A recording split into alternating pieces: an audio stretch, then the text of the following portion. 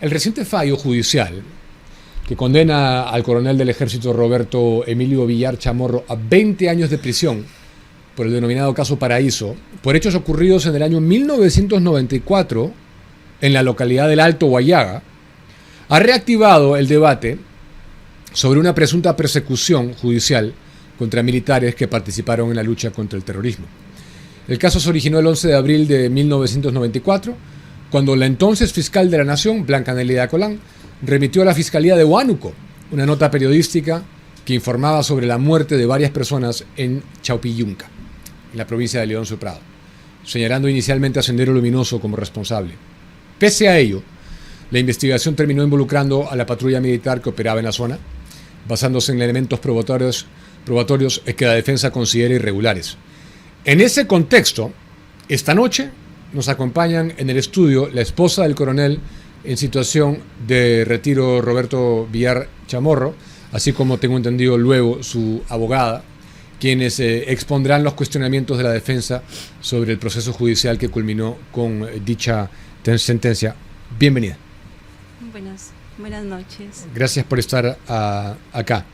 Usted es Anabel Medina, esposa del coronel en situación de retiro, Roberto Villar. ¿Qué nos comenta al respecto? ¿Qué es lo que está pasando o qué es lo que ha pasado? Bueno, como esposa, la familia nos sentimos que la sala ha condenado a mi esposo por sin pruebas sólidas. Resulta que a mi esposo lo envían de Lima a Tingo María del 28 al 31 de marzo del 94 a interceptar y capturar a un mando subversivo llamado Manco, uno de los más buscados en el Guayaga. De Sendero Luminoso. La investigación empieza un 11 de abril de 1994 con un oficio de una matanza de 20 personas, pero según lo que dice la nota periodística, que habría sido ocasionada por 10 subversivos. Así empieza la investigación, con una serie de contradicciones. El único testigo que vio a 200 metros en un monte, en la selva, trasladó y enterró a los muertos, no salió a declarar, no quiso declarar en el 2025, el único testigo presencial de los hechos. Ha salido un sinnúmero de testigos, pero testigos indirectos, a oídas. O sea, que me dijeron... lo que le contaron. Ya. ¿Y por qué no quiso declarar ese testigo? Se rehusó, no quiso, el Ministerio Público le dijo que si quería ser testigo protegido, él dijo que no, fue la policía, todo. No quiso declarar, no salió. Ya, o sea, él es la única persona que podría decir yo vi, sí, porque lo vi. Claro, no vio, él dice que vio a 200 metros que los militares habrían ejecutado, porque solamente dice que vio a 200 metros en la selva uniformados de verde y con armas como de películas. Eso es lo que tiene dos declaraciones diferentes, una el 8 de abril de 1994 y otra el 13 de abril. Todas las dos declaraciones son contradictorias, pero lo más importante de esto es que la sala ha omitido la pericia de las necropsias, que según los protocolos de necropsia datan una muerte de 10 a 12 días de abril, estamos hablando, porque hicieron el 15 de abril, o sea, significa que según los científicos estas personas han muerto entre el 3, 4 o 5 de abril. Y a mi esposo la operación fue del 28 al 31 de marzo de 1994. O sea, según el informe de necropsia no calzan los tiempos. No. No hubiera podido ser. No. Ese es uno. 2, la herida de los cuerpos, de uno de los cuerpos, la bala, no coincide con el calibre que portaba la patrulla militar. En este caso, mi esposo estaba al mando de 5 patrullas, eran comandos, y ellos portaban Galil de 5.5. Una de las heridas del cuerpo tiene 8 y salida 10. no coincide el calibre, o sea, el diámetro, llamémoslo así. Entonces, con todo eso, la sala ha obviado un sinnúmero de cosas científicas. O sea, no el calibre y el diámetro de la bala no coincide con los que usaban las escopetas o las Claro, armas que tenían los comandos. La patrulla militar, las patrullas militares, que era de fuerzas especiales, los comandos, usaban un Galil de 5.5. No coincide con uno de los cuerpos la herida, porque tiene de 8 y salida de 10. ¿Y con los otros? Los otros tienen arma blanca. La doctora, ella explica... Ella tiene más detalle. Sí, más, claro, yo algo más general. Okay. Pero mencionó versiones contradictorias del testigo? Sí. Una es la de vida a 200 metros. Sí. ¿No? ¿Cuál es la contradicción? Lo que tengo entendido que en una declaración dice que hubo 18 muertos y en la Él dijo. segunda declaración dijo que eran 8. Ya. Que él había... ¿De 18 a 8? Sí, dijo? sí. Y también dijo que él había 8, eran 8, 6 había enterrado y 2 se le habían perdido. Una cosa así. Pero él es el que trasladó y enterró a los cadáveres. ¿El testigo? El testigo, el que no quiso salir a declarar. Entonces, lo que no entiendo es cómo llegamos a una sentencia y sobre todo ahora, ¿no? Sí, en después este de momento. 31. Además de eso, lo que la sala dijo lo siguiente: sentencio a Roberto Villar sin ningún testigo, porque hay en la audiencia están los audios y los videos, que el público lo puede ver, las 35 sesiones, dijo, sin ningún testigo hay evidenciado que Roberto mató y que el ejército. Pero es entendible, dijo, que después de 31 años los testigos indirectos, no se acuerdan de horas y de fechas. Eso es lo que dijo la sala. Y lo sentenciamos por indicios, por prueba indiciaria. Eso dijo la sala. ¿Quién es el juez? Máximo Maguiña Castro es el presidente de la sala, Jacinto Cayata Vega y Helber Llerena Lezama. El presidente de la sala es Máximo Maguiña, el director de debates es Jacinto Cayata Vega y Helber Llerena Lezama es el otro juez. ¿Y qué fecha exacta fue la sentencia? La sentencia Esto fue es reciente, el 30, ¿no? sí, el 30 de enero. ¿Ahorita? Sí, ahorita. Okay. Sí. Ya. Ok. ¿Dónde se encuentra él? Mi esposo está actualmente en Ancón, pero ha sido trasladado al penal de Virgen de las Mercedes. Ok. Asumo que, me imagino que está en apelación, ¿no? Mi abogada ha presentado un recurso de nulidad para este juicio. ¿Y por qué no aplican la ley 32.107? Porque ellos dicen que la ley es inconstitucional. Es uno de los que se niega a aplicarla. Es uno de los que se niega a aplicar. Ok. Bueno, ¿está con nosotros la abogada? Aparentemente sí está acá. También quería decir ingresando. que nosotros, como familia nos sentimos orgullosos de todo lo que él hizo, de toda su entrega, pero como esposa y como ciudadana, actualmente me pregunto una y otra vez, ¿valió la pena realmente? ¿Existe justicia en nuestro país? ¿Dónde está el Estado de Derecho? Te imputan una cosa y te sentencian por otra. Porque no hay ninguna prueba directa que haga que mi esposo sea el responsable de esas muertes. Y por eso yo quiero preguntarle a la doctora qué cosa es lo que ha aducido el magistrado, qué cosa ha hecho en base a esto. Circunstancial. O sea, no, pero eso yo no puedo sentenciar en base a eso. Lo que dijo es pruebas indiciarias, es algo circunstancial. Eso dijo la sala. ¿Tienen hijos ustedes? No. ¿Qué edad tiene él? Mi esposo tiene 60 años. 60. Y le han dado una condena de 20 años y una reparación civil de 800,000 soles. 100,000 por cada víctima. Y más allá de la sentencia, ¿hay algo que en el camino haya dejado entrever algún tufío ideológico del magistrado? Sí, desde el día 1, la sala, como sea, intentaba que este juicio, porque la imputación, el auto de apertorio, todo es por asesinato, pero como sea querían llevarlo a lesa humanidad. Lesa humanidad, sí, eso está ahí. Sí, o sea, él ha sido condenado por... ¿Eso dice ahí? Sí, en el contexto de lesa humanidad. Como sea, quería la sala, ha forzado esta condena como sea. O sea, lo ha forzado tanto que yo he estado en todas las sesiones. Es más, los testigos de oídas indirectos tienen versiones, por ejemplo, pues, a 1 hora y media de camino. Sin lesa humanidad no pueden hacerlo, yo hubiera prescrito.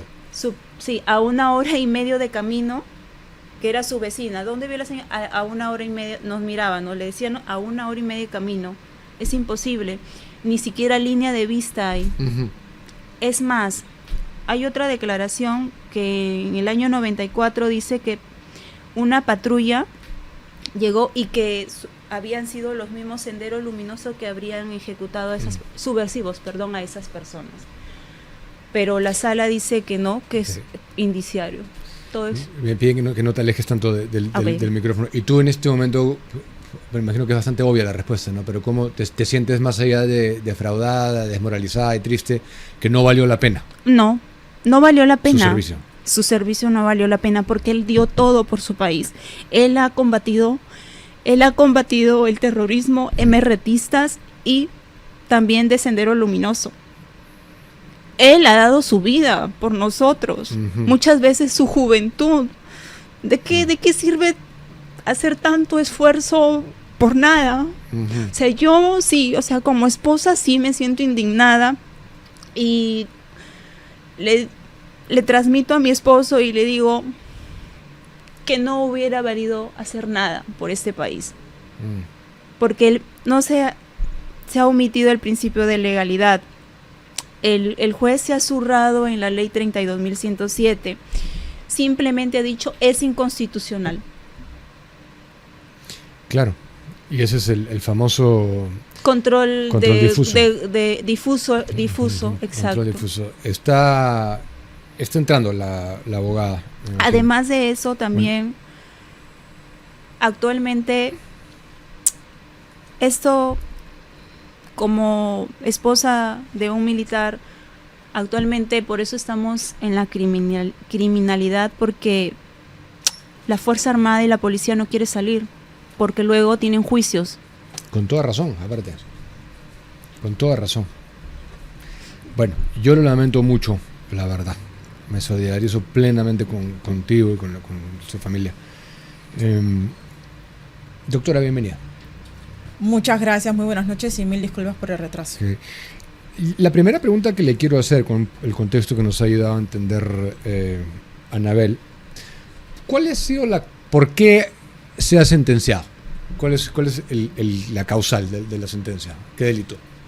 El delito de asesinato, homicidio calificado. Ese homicidio es el calificado. Sí, a secas. Pero no han metido el mote de lesa humanidad. Le comento lo que han hecho.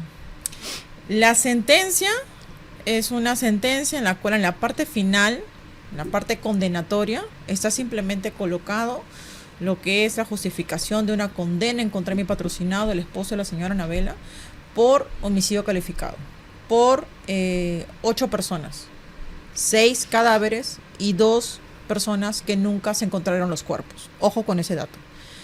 Pero en el desarrollo de... ¿Cómo saben? ¿Cómo saben? No hay ninguna identificación de la causa de la muerte ni cómo han sido masacradas estas personas, o es que están muertas o es que están vivas. No hay ninguna declaración finalmente o un razonamiento jurídico que por lo menos nos dé a nosotros como sociedad una justificación de cómo estas 2 personas que no se han encontrado los cuerpos se le atribuye, sí, porque sí, a fuerza, la comisión de ese delito al esposo de Anabela. Por eso ella llora de indignación y de impotencia. Bueno, es que es indignante. Pero eso es una violación de un principio básico del derecho, ¿no? Por supuesto que sí. Si no tienes el recabo de la información, por lo menos, de cómo es que una persona ha sido asesinada o ultimada, si es que ha sido asesinada, ¿cómo es que entonces puedes atribuirle a otra persona que efectivamente ha cometido ese delito? Pero no han encontrado esos 2 cuerpos. Lo que yo me pregunto es, ya no quiere aplicar... No le da la gana de aplicar la 32.107. Está bien. Pero en el plazo normal, por eso le preguntaba lo de lesa humanidad. Justo para poder responderle bien la pregunta que usted me había formulado. En el argumento, en el juego del argumento que elabora la sala, hay alrededor de 2 o 3 páginas en las cuales empiezan a hablar sobre la lesa humanidad. Empiezan a indicar la necesidad de dar este contexto de lesa humanidad. Y esto fue algo que nosotros denunciamos durante todo el proceso. ¿Por qué? Porque inusitadamente la parte civil, en una intervención tardía, porque no fue desde el inicio del juicio, la parte civil empieza a tener intervenciones indicando que acá se trataba de un caso de lesa humanidad, de un caso de tortura, de un caso de desapariciones extrajudiciales, de asesinatos a mansalva. Ese discurso lo empieza a repetir el señor fiscal, a pesar que cuando él hace su intervención frente a todos nosotros en su oralización de la acusación, no dice nada de lesa humanidad. Entonces, ¿qué es lo que estaba ocurriendo? Yo, en nombre del señor Roberto Villar Chamorro, empiezo a denunciar ante la sala. Tengan cuidado con las intervenciones que están teniendo las partes procesales en este juicio, porque aquí el señor Roberto Villar Chamorro no está viniendo a afrontar un juicio oral por un delito de lesa humanidad, y ustedes lo saben. Tal es así que ni el auto de apertura de instrucción, ni la acusación, ni los informes finales, ni siquiera la denuncia formalizada en su momento contra él, estaba enmarcado en lesa humanidad. No lo hicieron nunca. ¿Por qué ahora, 2025, lo van a hacer? Ni siquiera tenemos delitos de lesa humanidad hoy. No están normados. No hay ni siquiera una tipificación como corresponde, porque claro, el Tribunal Constitucional, sí, a través de la sentencia más reciente, exhorta y pide al Congreso de la República cumplan con hacer la tipificación correspondiente por el delito de lesa humanidad, porque hasta el día de hoy tenemos un compromiso, está para poder aplicarse el 2012 en adelante por el tema de los hechos, pero no tenemos una tipificación concreta. Entonces han hecho lo que hicieron en la condena a Fujimori. En la fase resolutiva no se le condena por lesa humanidad, pero se le mete el argumento, claro, una fase... si no se hubiera hecho eso, lo que yo quiero decirle es, siguiendo el plazo ordinario tendría que haber prescrito ya. Sí. 1994 estamos hablando. 1994, y han pasado hasta el año 2024 alrededor de 30 años. Y al 2025 ya pasaron 31. Y justamente por situaciones que a veces uno no espera, pero a veces ocurren, acaba de salir la ratificación de lo que es la constitucionalidad de la ley de prescripción por la ley Soto, que es la que yo he colocado, he insertado, como colocado en mi incorporación de mis alegatos en mi fundamentación para irme a la Corte Suprema, diciéndole eso a la sala. O sea, ¿dónde está esto ahorita, este recurso? Está por elevarse a la Corte Suprema y directo a irse a la Sala Penal Transitoria de la Corte Suprema. La sala, para justificar la condena del esposo de Anabela, no han ni siquiera indicado por qué entonces no tendría que operar para este caso lo que es la suspensión de la prescripción tal cual la conocemos todos nosotros como ciudadanos, conforme están las reglas. Claro, lo que está en el código normal. Por supuesto. Ni siquiera en la 32.107. No lo han hecho. No lo han hecho porque no han querido. Lo cierto, estimado Diego, es que hay varias leyes, varias normas que han torcido con tal de condenar a Roberto Villar Chamorro. ¿Cuáles exactamente? Primero, la incorporación de la fundamentación en la sentencia de la inusitada lesa humanidad cuando no está en ninguna pieza procesal, no está invocada en ningún acto procesal durante todo este proceso que no nació el 2025 y no nació el 2009 cuando fue la acusación. Mira, la acusación en el 2009 y nunca incorpora jurídicamente un argumento que desarrolla por lo menos lo que es lesa humanidad. No lo hacen. Este caso se investigó desde el momento en que se ocurrieron los hechos en el año de 1994. Nunca se mencionó lesa humanidad. Y eso excede lo que la misma Corte Interamericana consigna como plazo razonable en el Código Normal. Son 3 a 5 años, ¿no? 30 no es un plazo razonable. Ahora, yo quiero saber qué elementos probatorios han considerado para emitir la sentencia. ¿Cuáles son las supuestas pruebas? Las pruebas que han utilizado en realidad han sido inferencias. Te puedo decir con total crudeza que no hay ninguna prueba directa, no hay ningún testigo, no hay ninguna declaración que se indique al señor Roberto Villar Chamorro como el responsable del asesinato de estas 6 personas. Y voy a decir 6 porque hay 6 peritajes de necropsia y de los otros 2 no se tiene ninguna documentación de cómo es que han fallecido. Esa es otra forma de torcer también el derecho. O sea, Y no está bien. Desafía la hipótesis. Y no está bien. O sea, Y no está bien. Desafía la hipótesis. Y eso está mal. Por eso es que estamos acá en los medios y por eso es que esta Anabela vuelca su frustración en cada entrevista que tiene porque no lo considera que se encuentre conforme a ley.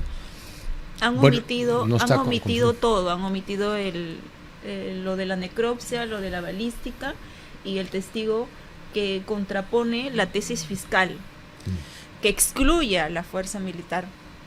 O sea, han omitido todo eso, la sala, por solamente condenar a mi esposo. ¿Y conoce el magistrado?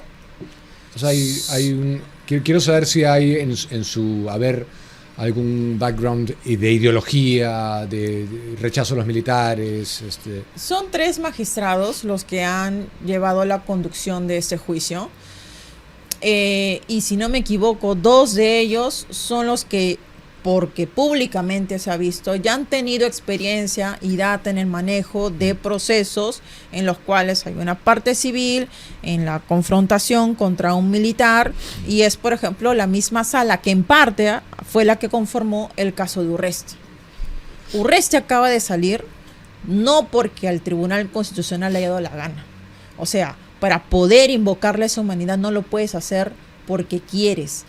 Hay una reserva que el Estado peruano realizó a través de una resolución legislativa en su oportunidad con respecto a la no retroactividad de la invocación para la Convención sobre las leyes, sobre los delitos de crímenes de guerra y de lesa humanidad. Y eso es de hace mucho tiempo. Entonces, no puede ser que las cosas, cuando yo tengo un encono contra alguien, lo tuerzo y empiezo a hacer una lectura anormal de las selectiva. Cosas. Entonces, eso es lo que ha pasado acá. Aquí lo que ha pasado es que han justificado privar a una persona por 20 años de su libertad, indicando información, primero, 2 muertos que no se saben cómo han fallecido, que no lo has encontrado, pero que como fuerza quieres atribuirle a mi patrocinado. Segundo, estás utilizando argumentación con respecto a la lesa humanidad, cuando tú bien sabes que ni siquiera hay tipificación sobre ello y no califica un contexto y no es de recibo ni de derecho y es conculcatorio a cualquier derecho de defensa, que durante más de 30 años de proceso de investigación o como quieras llamarlo, nunca me invocaste lesa humanidad, pero me sorprendes 2025, después de 31 años, diciéndome que sí, que parece que sí lo es. Ahora lo metes ahí. Y yo, como he comentado al inicio del tema, debo decir también que es un ex comando Chavín de Huántar. Roberto Villar Chamorro no es cualquiera. Por eso yo he conversado con él y en el contexto en que se produce la detención, es un caballero, es un militar que es catedrático en la institución castrense. Es líder, también por la formación que él ha tenido como comando, que es desde antes de haber participado en esta operación exitosa de Chavín de Huántar. Y siendo Chavín de Huántar, ha sido condecorado, es héroe nacional, ha sido entrevistas, ha tenido coberturas internacionales hasta por ese tipo de operativos donde él ha estado. Entonces, o sea, tiene estatus de héroe, aparte. Tiene un montón de reconocimientos y es un referente porque ayuda en la formación de otros militares. No estamos hablando de cualquier miembro del ejército peruano. Sí. Entonces, hay un tufillo ideológico en lo que ha pasado. Es ideología.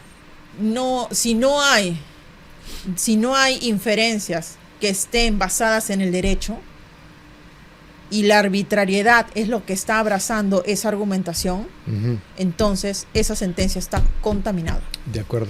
Le quiero dar la última palabra a Anabel antes de terminar la entrevista. Sí, decir como esposa, como ciudadana, casi todos los días me pregunto lo mismo. Si valió la pena arriesgar la vida, si valió la pena salir a enfrentar, si valió la pena que nuestro país hoy en día fuera del terrorismo. Lo que exigimos acá es que necesitamos un juicio justo, con pruebas sólidas. Eso es lo que necesitamos, porque mi esposo está preso actualmente, se siente humillado. Sí, claro, y lo comprendemos. Y todo nuestro apoyo, nuestra solidaridad con él. Y vamos a estar detrás del caso, como lo hemos estado siempre cuando había una irregularidad con los militares y con los policías de nuestro país. Muchas gracias por venir a exponer el caso aquí. Muy amable, gracias. Los esperamos. Gracias, Anabel.